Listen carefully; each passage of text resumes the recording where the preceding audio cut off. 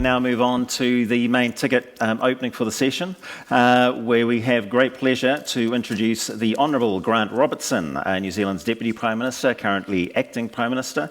He's not here live, but is able to join us by Zoom to give us some insights of what's happening both pre- and post-pandemic, and look towards Aotearoa in 2025.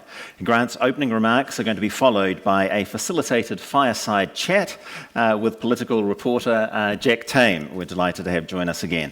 So please send your questions through the app. You are not able to ask questions from the floor. They must come through the app. And now we'll welcome and just invite Jack perhaps to come up and take a seat while the Minister is delivering his address. And we now just welcome Minister Robertson. No mai, haere mai. Kia ora, ngā mihi nui ki koutou katoa. Greetings, everybody. I'm sorry not to be in the room with you today, given I'm hearing Richard earlier on offering hugs for everybody. So Richard, you'll just have to give me that hug some other time when we see each other in person. I want to thank the Financial Services Council for the opportunity to have a chat with you today. We are a little bit behind time, and I am chairing a variety of cabinet committees this morning in the absence of the Prime Minister. So I'll keep my remarks relatively short so that we've still got some time for the chat with Jack and any questions that you've got. I guess if I have to distill down where we are as a world and as a country, it was marked out for me by the International Monetary Fund's July World Economic Outlook, and they tend to give these reports titles, and the outlook for July had the title Gloomy and More Uncertain. So the IMF were really telling us how it is in terms of what's happening in global economic circles, and there is no doubt that 2022 is proving to be a very tough year from a global economic perspective. In the first part of the year, from New Zealand's point of view, I was waking up in the morning and checking out global shipping news, in particular whether or not the port of Shanghai was open. It wasn't for about a third of the first quarter of this year, and there were real issues for us from a supply chain perspective in that regard. Those issues have improved. There's absolutely no doubt about that. But the broader global environment is tricky, and so the IMF has effectively halved its global growth forecast for 2022 from where they were at the beginning or the end of last year.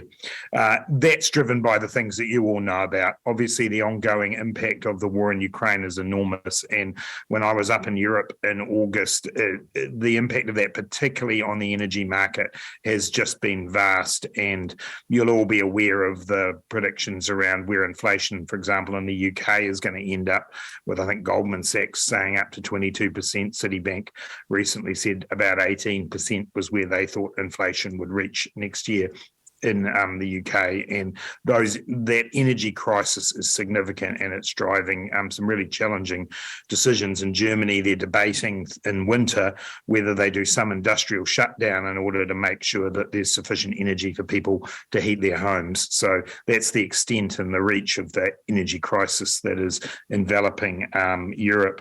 Obviously, along with that, we're seeing the ongoing effects of COVID-19 and the supply chain type issues that I've mentioned before. Broader geopolitical concerns. The US-China relationship remains one that everyone is watching very, very closely. China itself is experiencing a form of economic slowdown related in part to issues in the housing market in China, but also the broader impacts of COVID. They continue a COVID elimination strategy, and as of last week anyway, there were 40 cities in China that were still in lockdown as a result of COVID policies. There's also been a significant climate-related disruption in China with droughts as well, and then floods in other parts. So, as a global environment, there are enormous challenges out there, and of course, New Zealand is affected by those. And we are not only experiencing a pretty tough 2022 for some people, but the prospect that elements of this will continue to be a feature into 2023. In terms of New Zealand, just moving to that part of my remarks, while I'm acutely aware of how tough the last 2.5 years have been for businesses and households in New Zealand, there is reason to be optimistic. And I think it's tough for people in the midst of what's happened in 2022 to always be able to lift our sights a little and see that there is an irony that 2022 in many ways has been the hardest year of the pandemic for New Zealand. And that's because in 2020 and 2021, we insulated ourselves. And I very much stand by the approach that we took. Just recently this week, we've had Standard & Poor's reaffirm our credit rating. And in their commentary, they made the point that New Zealand had dealt with the pandemic better than most from an economic, a social, and a health point of view. And what we did in 2020 and 2021 was obviously put significant resources into saving lives and to saving livelihoods. And as I say, I stand by those decisions. When we reach 2022, and faced Omicron, a variant of COVID that spreads widely but isn't as severe, that was the right time for us to be taking the approach we did. But it meant that in 2022, people have been sick and people are tired. It's been a very difficult winter with weather in particular. And so, all of those international influences on top of that have made 2022 probably a tougher year for many businesses and households than even perhaps the previous two were, albeit that they themselves were difficult. So that is the context. But as I say, I've got every reason to feel very, very optimistic about where New Zealand is. We continue to go into facing these issues with unemployment at 3.3%. We've got one of the lowest levels of debt in the OECD. And so we are strongly positioned to deal with what the world will throw at us from that point of view. We also now have the borders back open again. And I know labour supply issues have been the number one issue on the lips of businesses in particular, because while demand has been maintained in New Zealand, we have been dealing with both those supply chain constraints internationally, but also our closed borders, meaning that we had limited labour supply. We've now opened those borders up. We're in the midst of our immigration rebalance. We're starting to see the accredited employer scheme work, job check process going through, visas being granted, over 25,000 working holiday visas already granted, and many of those people expected to arrive in New Zealand in the next couple of months. So those labour force constraints we feel like we're getting on top of. The tourists are back.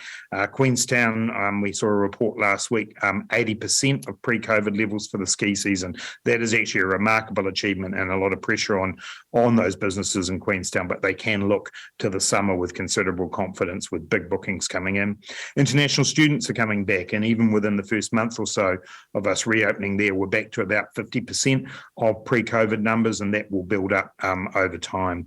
And our exporters continue to do a tremendous job on our behalf, and I was really pleased when we got the June quarter growth numbers last week, GDP numbers, that we were at the upper end of expectations there. But what made me happier was that the growth did come in our services sector and in our export sector, and it contrastingly, that actually we saw a decline in consumer spending, but those other areas were able to lift us. And that's the kind of export-led growth that we do want, and we want to see continue over the next little while.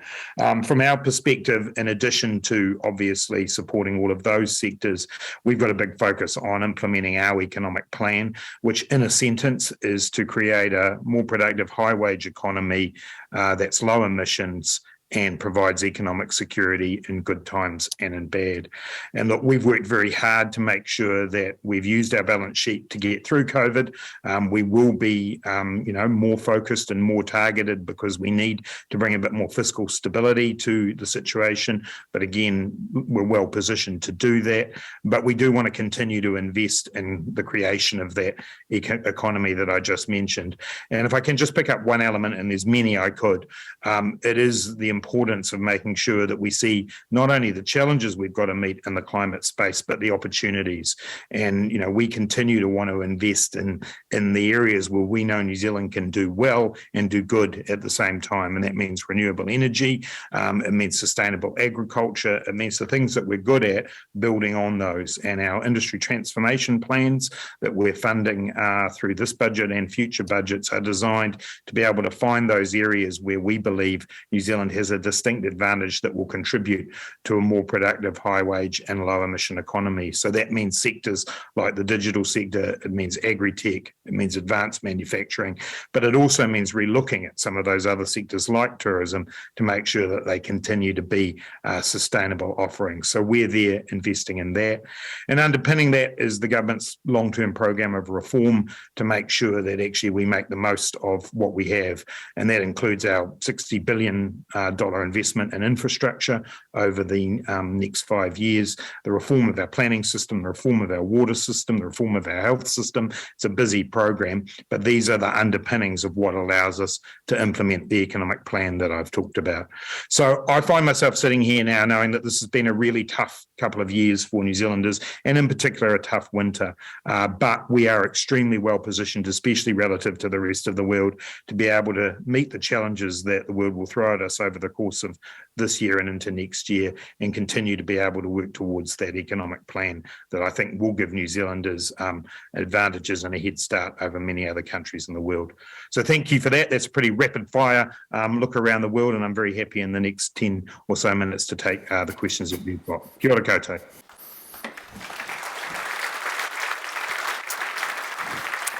Kia ora koutou ki te matua o te pūteo o te kāwanatanga o Aotearoa, Grant Robertson.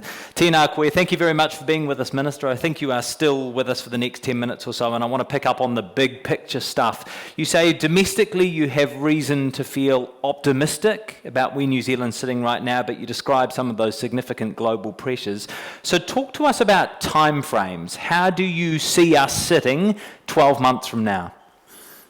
Yeah, and look, I think everybody knows that forecasting in the COVID era is more of an art than a science. So I'll give it my best shot, Jack. Look, I think when we hit the end of the year, most economists believe that inflation in New Zealand has probably peaked at the 7.3%, and it'll start to come down from there. Other countries are a quarter or 2 quarters behind us in terms of both recovery and then the tightening cycles that their central banks are involved in. And so I think we'll reach the end of the year thinking, well, you know what, New Zealand's come through this, from a growth perspective, from a debt perspective, from an inflation perspective, as well as pretty much any other country. Next year does become somewhat trickier depending on how those global trends go. If we do continue to see high levels of inflation coming out of the US and the UK, if China doesn't pick up its economic growth, then those are going to be challenging conditions. Domestically, we also know that obviously, as the Reserve Bank goes through its well-signalled tightening cycle, that'll have impact on household budgets as well. And so there will be some pressure there. I guess the point I'm making, Jack, is given where we're starting from in terms of things like unemployment being so low and debt levels being so low, I'm optimistic we'll meet those challenges well. The message I really want to send here is that those challenges are there, but there's massive opportunity for New Zealand, and I don't want people to talk themselves into a negative frame of mind. It will be hard going, but we've got every reason to be optimistic over the next 12 months. So we've got the cost of living payment, we've had the extension of the excise tax cut on fuel. What other tools do you have at your disposal as Finance Minister when it comes to easing the pressure on New Zealand households? Yeah, look, and I think those have done the job that we wanted them to do. In terms of the fuel excise duty and the half-price public transport for everybody, we've looked to ease those off at the end of January, and I don't expect we'll go further than that. The oil price has actually settled much more than people expected it to. And we do need to start to move towards more of a traditional approach to this. We'll continue to use our income support system to support people through this period. And obviously we're working towards longer term solutions. And I know people in the room are interested in the New Zealand Income Insurance Scheme. That won't come into operation until at least 2024, but they're the kinds of longer term things we can do. I guess the other area is the work we're doing in regulatory reform, particularly in the supermarket sector. And we're trying to move at pace in that area to get better competition to help lower food prices. And we're already starting to see some progress there. So our attention will turn to more of those medium and long-term efforts, whilst obviously continuing to support people as they need it. If you don't see change quickly enough when it comes to the supermarket duopoly, would you consider something like tax reform around GST on fresh fruit and vegetables? I don't think that's the answer to that problem. The question around GST on fresh fruit and vegetables has been debated many, many times, and getting to the difference between fresh and frozen and all of that, and that's not on our work program. In terms of if we don't see what we want from the supermarket sector, we've actually been very clear about that in terms of them opening up their wholesale arms, which is critical to a competitor being able to succeed. We have signalled there that if they cannot come to an arrangement, we will regulate that arrangement. And along with the work that we've done around getting rid of the covenants on land that the duopoly was doing, they are the two critical elements to getting competition. The potential competitors have said to us, if there's land to build and there are products to put on our shelves, we'll be there as competitors. So we have sent that signal to the duopoly, and we're working to make sure that they follow through on what they've committed to. We do appreciate your commitments this morning, especially given your acting role and your comments. One thing you didn't mention, I noticed, was the recent kerfuffle over GST on KiwiSaver. I don't know what you're talking about. Well, Minister, what does it say about your relationship with the sector that your government was so surprised by the backlash to those plans?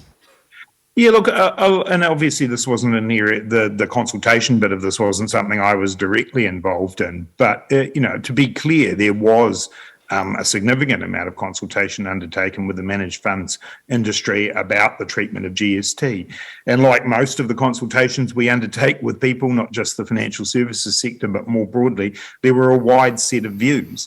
What the policy rationale that was being pursued here was to get more even, fair and consistent treatment around GST and managed funds.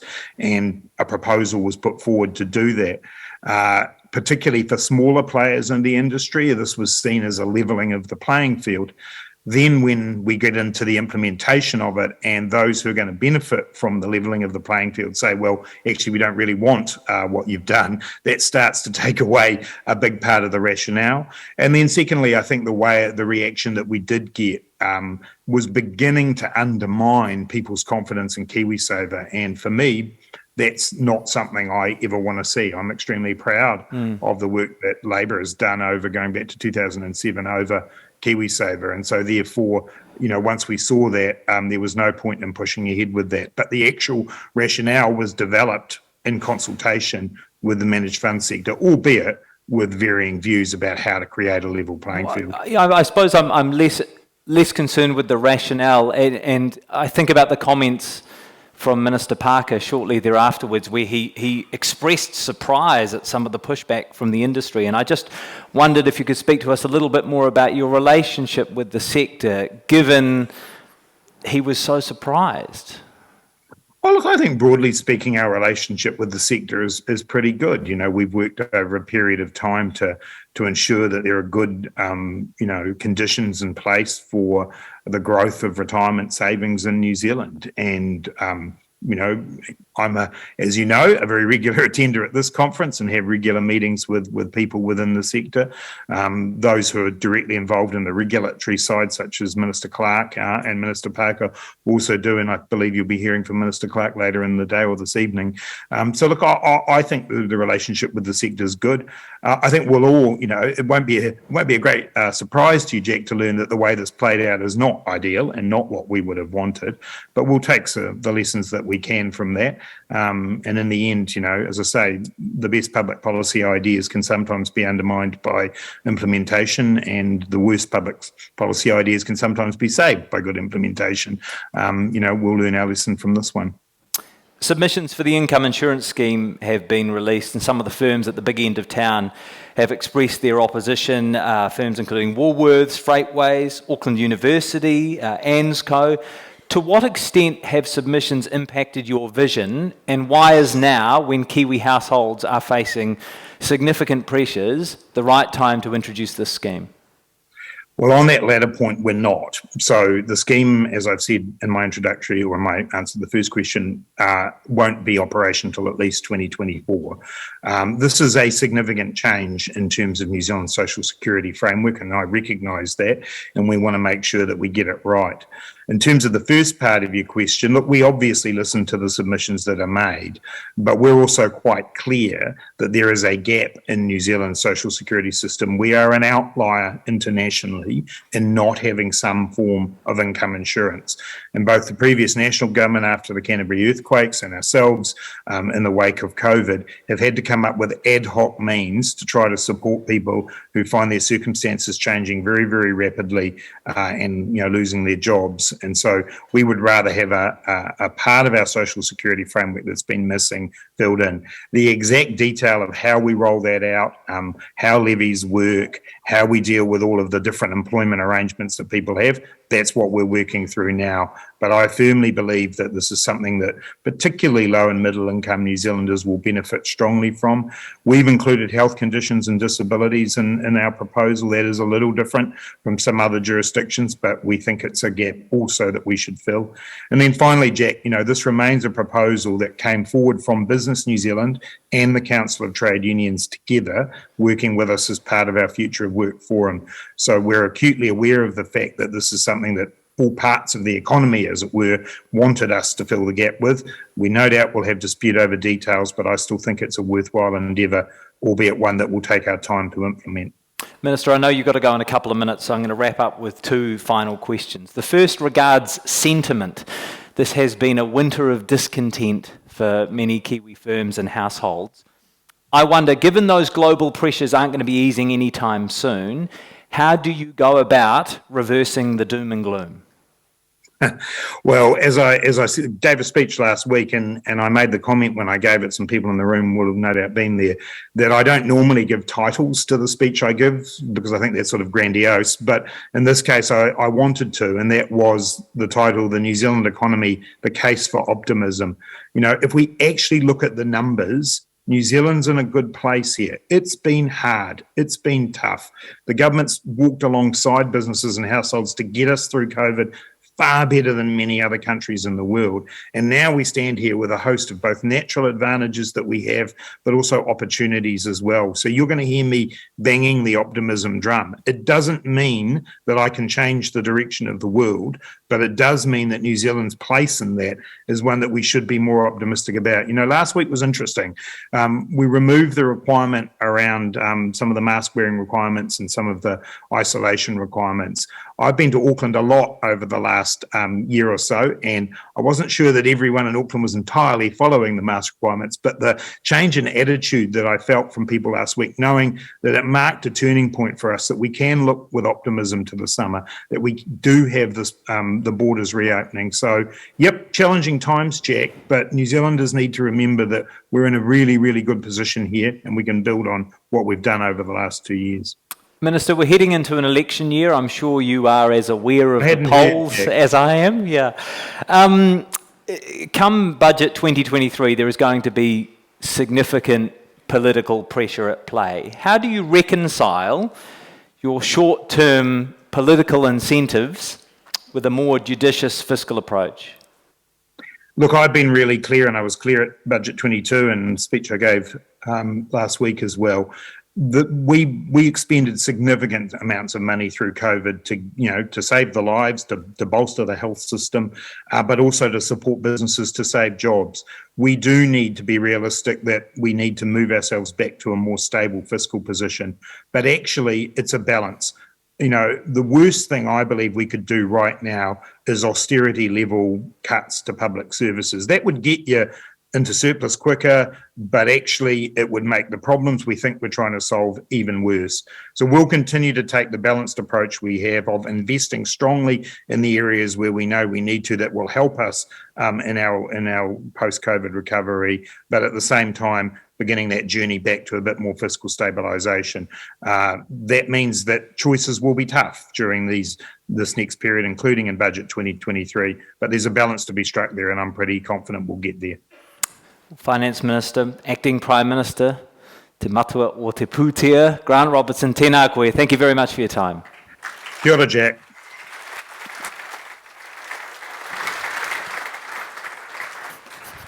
A big thank you to Acting Prime Minister Robertson for the insightful session and to Jack for facilitating. That 1.7% GDP rise for the June quarter is hopefully an indicator of the resilience of the New Zealand economy in uncertain global times. David, key takeout from Minister Robertson's comments. Yeah, we'll always enjoy a bit of probing from Jack, going through with our political leaders. I think really encouraging to hear Minister Robertson talking so positively regarding the government's relationship with the sector when we talk about the plan or the tax reform that didn't happen. I guess we can just hope that that commitment to positive engagement and consultation will continue through their development of the income insurance scheme. There's a lot of water still to flow under that bridge. And the other takeaway, I guess, from Minister Robertson, you reflect back to the start, and I guess you would expect this, he does tell us we've got reason to be optimistic, and there is a lot of good stuff out there. Important for us not to lose sight of that and continue to invest in opportunities and grow. And hopefully that is what the conference delegates will be getting from the next 2 days.